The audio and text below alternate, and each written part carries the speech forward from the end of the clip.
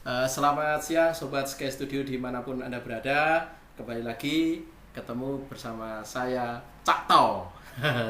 Eh, Wes, Hingga saat ini memang kita tidak tahu kapan pandemi ini akan berakhir. Meskipun begitu, berbagai sektor ekonomi dan industri mulai memikirkan fase era normal atau new normal pasca pandemi. Tak terkecuali adalah sektor transportasi, dalam hal ini adalah pariwisata, bus pariwisata yang memang cukup terdampak dengan kondisi ini. Berikut ini saya akan mengajak kita untuk berbincang-bincang dengan ini pelaku langsung ya, Sobat Cakto. Dia adalah owner daripada Ainon Holiday. Kita perkenalkan Mas Yohanes Susanto atau Bang Yosu. Bang Yosu, selamat siang. selamat siang Mas Apor, apa kabar? Alhamdulillah, Mas Yosu Iya sehat, Mas kabar di Yosu. Surabaya.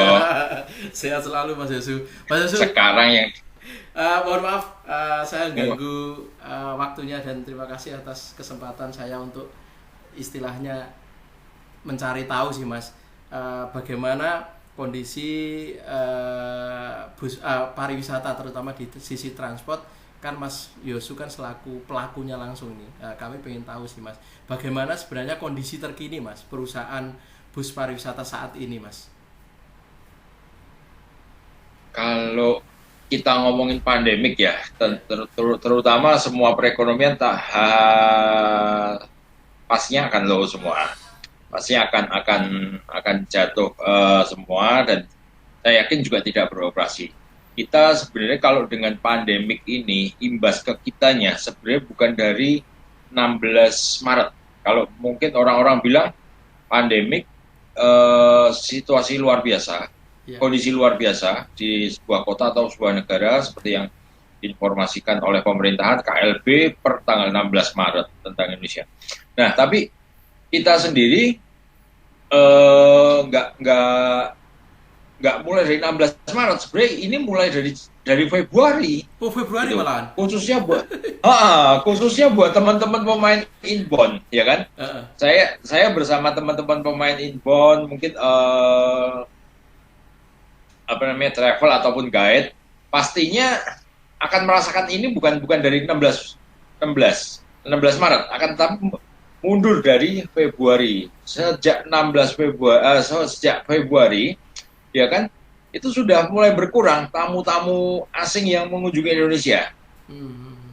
Dari hal itu, khususnya saya memang transportasi yang banyak melayani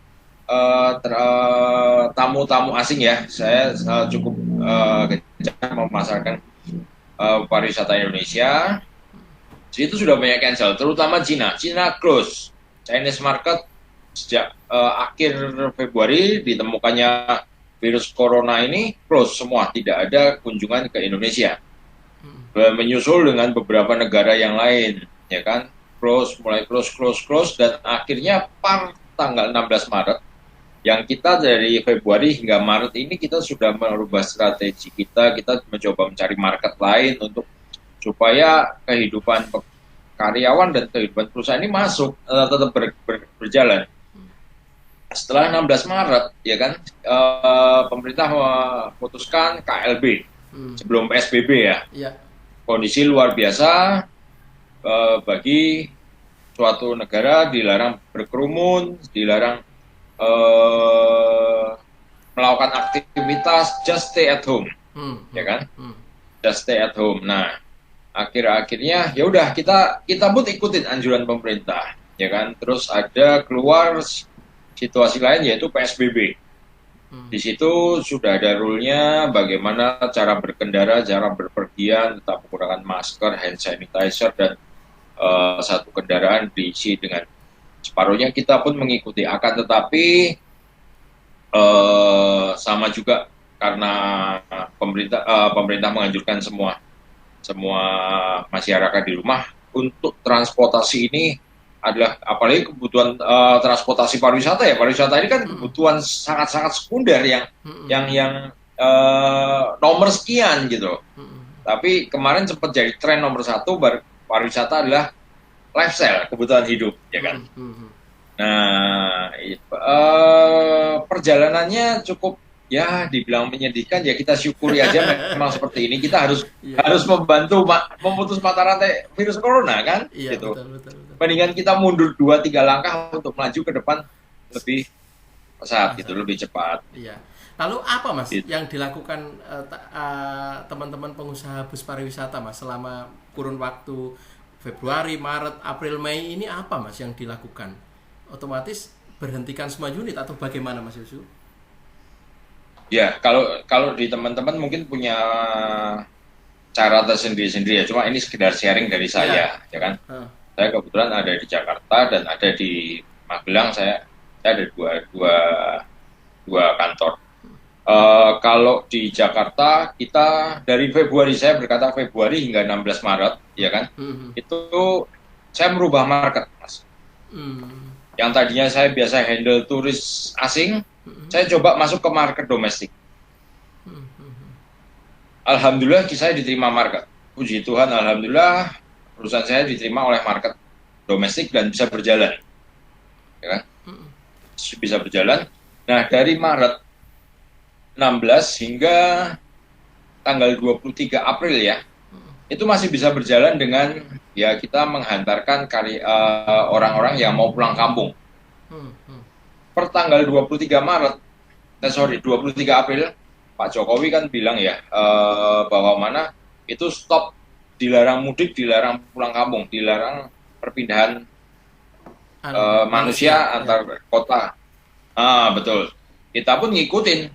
Sama sekali saya tidak pernah menjalankan transport saya apabila tidak dilengkapi dengan surat yang resmi, surat pemulangan TKI, surat kesehatan yang resmi. Kalau surat yang abal-abal, saya sama sekali nolak, gitu.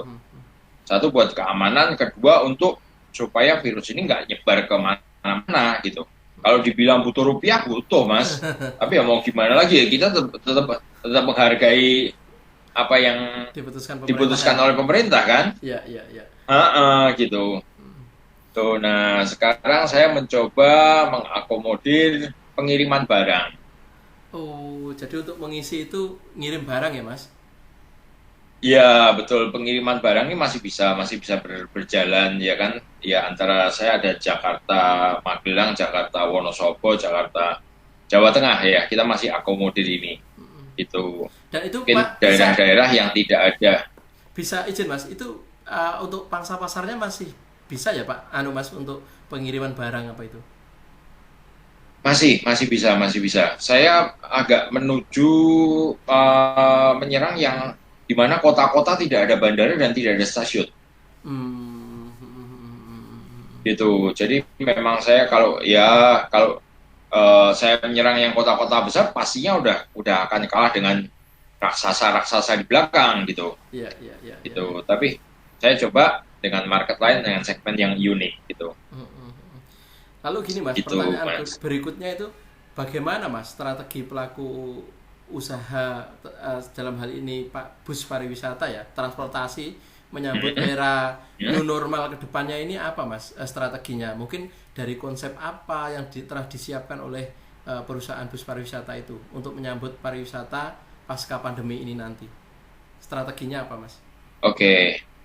Oke, kalau kita berkata strategi ya untuk new normal, jujur kami mengapresiasi pemerintah merubah situasi saat ini dari PSBB ke new normal. Saya sangat mengapresiasi hal itu. Akan tetapi dengan ini kan kita harus hidup berdampingan dengan corona ya judulnya.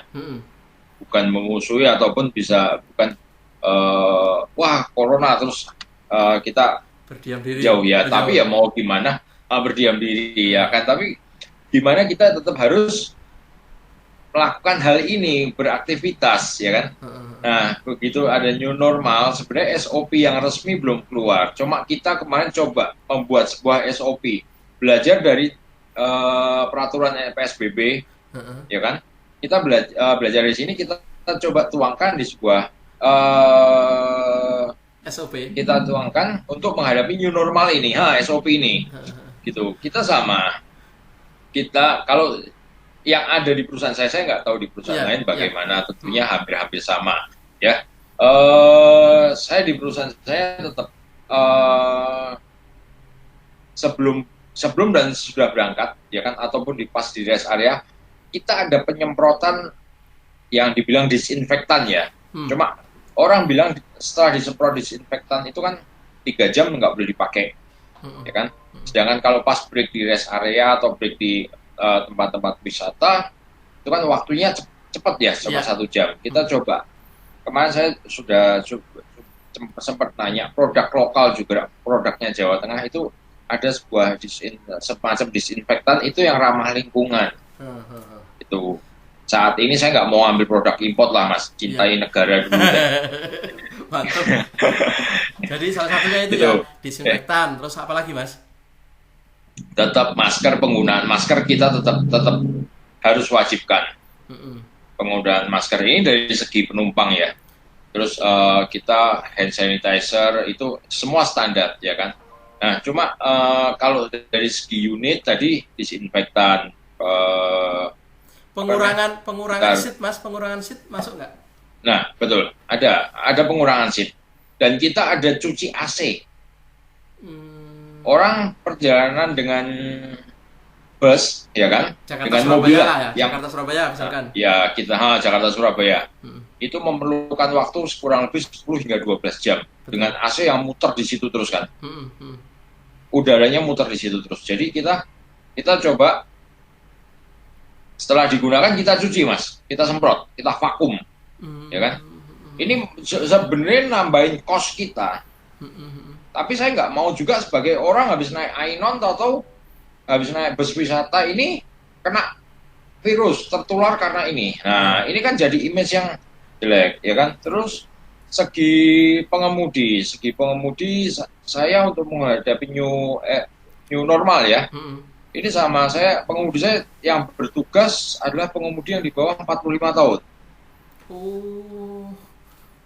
Pengemudi yang semua yang di bawah 45 tahun dan itu sudah lulus rapid test. Jujur saya mengikuti, saya bukan dibilang wah ini perusahaan ini gini. Saya tetap ngikutin anjuran 14 hari rapid test, saya ikut 14 hari rapid test. Oh jadi pengemudi dan awaknya itu di rapid test semua Mas? Rapid test semua. Jadi itu bukan tanggungan penyewa dan apa ya kan, tapi tetap tanggungan daripada ya kita cost operation kita lah. Nah, sedangkan untuk kedepannya di new normal, kalau dibilang strategi, saya berpikir kalau pariwisata tentunya akan cukup lambat naiknya.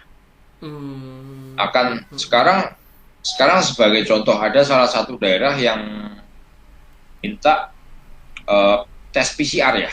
PCR, betul. Untuk masuk ke sebuah daerah tersebut. Dan saya mikir nyewa busnya aja taruh kata sehari 3,5 juta. Tes PCR-nya satu orangnya 2,5 juta. Dan di pengke seket sopo sih mehnya. Siapa yang motor gitu kan? Iya. Gitu. Kita akan mencoba merubah market kembali Mas. Gitu. Jadi kita berinisiatif, kita coba market yang lain, apa yang bisa kita kerjakan membantu masyarakat yang bukan transport, misalkan orang ke kantor yang tadinya pakai kendaraan umum massal, coba deh kita tawarin yang ini gitu. Ya. Mas, dengan setidaknya masih bisa berjalan gitu. Berarti tadi kan disebutkan bahwa nanti akan ada pengurangan jumlah seat ya.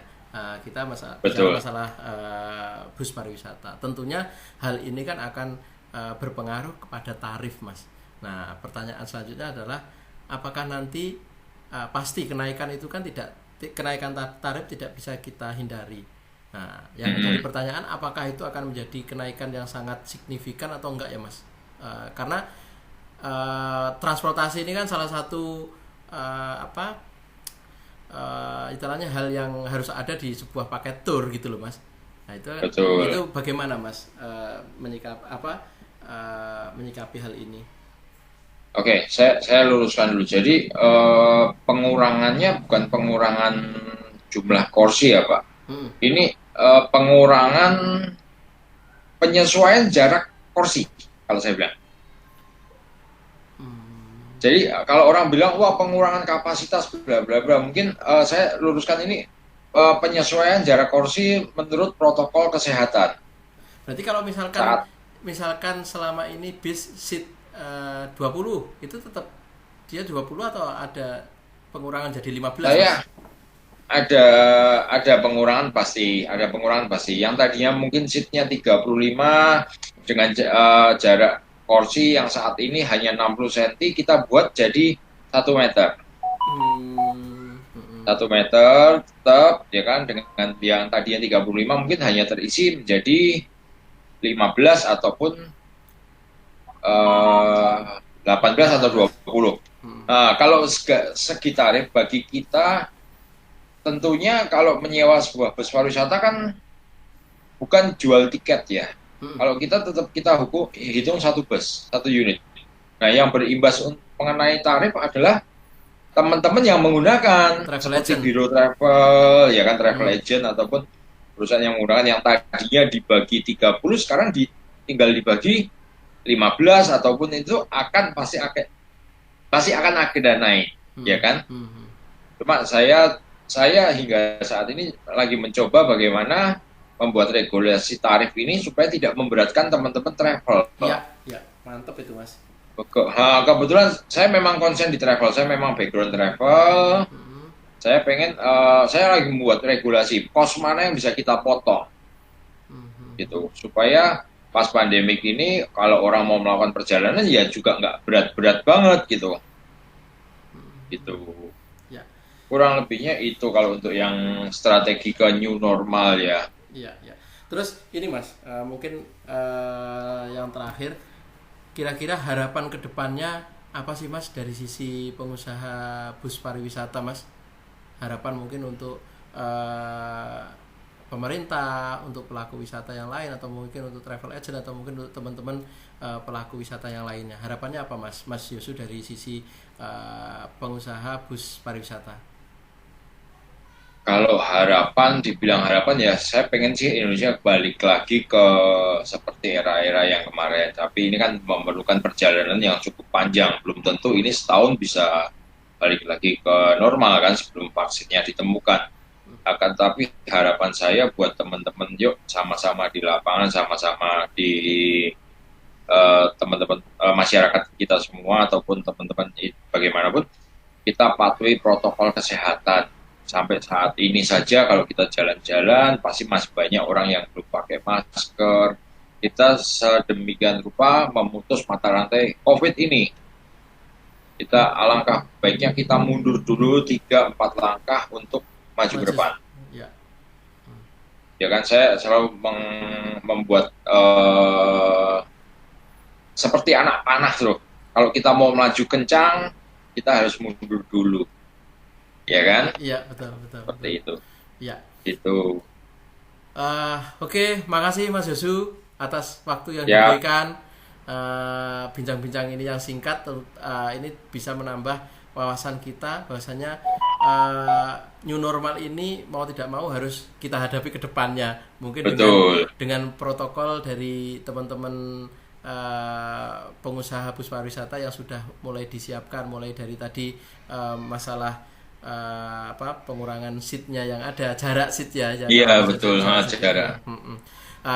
Kita berharap Mas Yosu semoga ke depan pariwisata yang kita cintai ini bisa kembali normal dan kita bisa berkarya lebih baik lagi.